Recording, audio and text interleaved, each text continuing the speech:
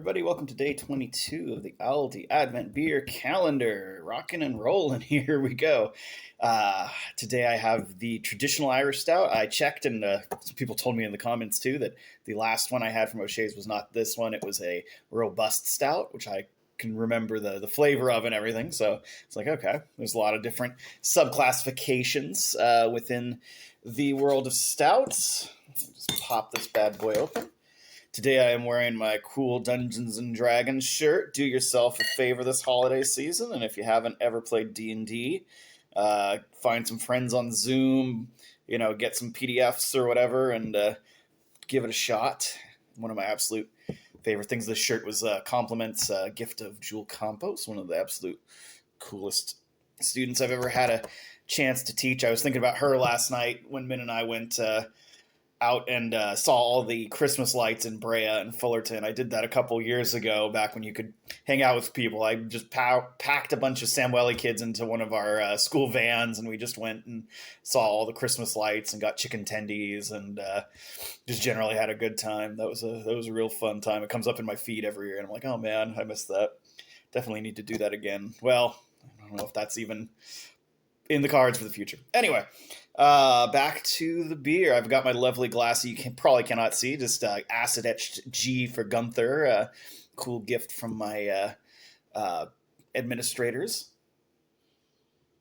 Okay, I can definitely smell like the roast. Shh, puppies. Hera. I can definitely smell the burnt grain flavor.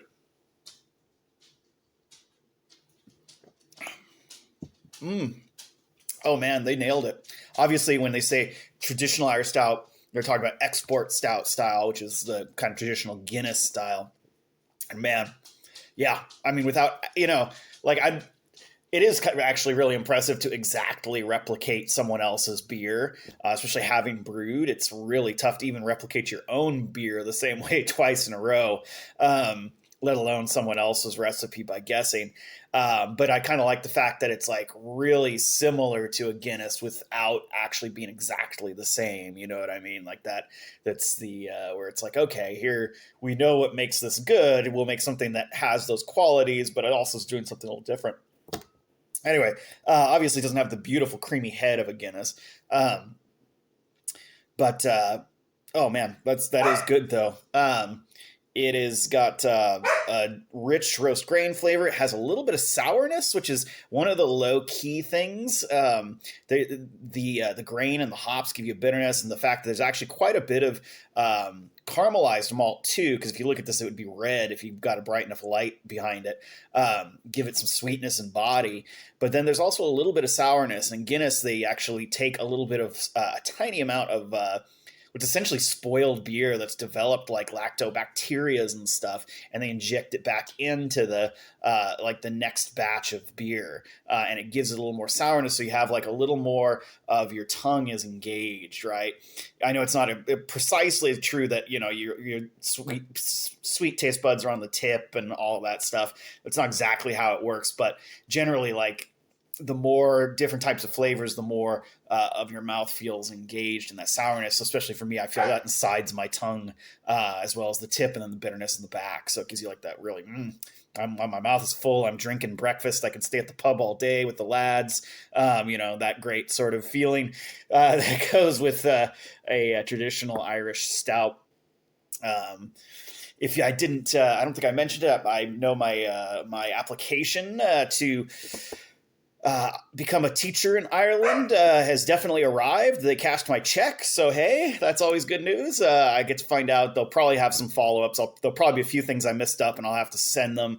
Luckily now I can send them things digitally once they have the hard copy to begin with, so it should go quicker. And then once all that's done, they're obligated, I guess, to get the whole thing processed within 12 weeks. So sometime by March, I may be...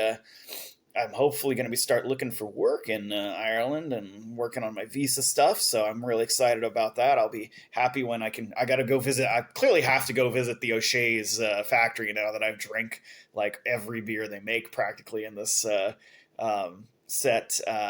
So as we get closer to Christmas, Hanukkah's already over. Get closer to Christmas and Kwanzaa and Boxing Day and New Year's Eve and probably other things that I don't know about, Festivus for the rest of us.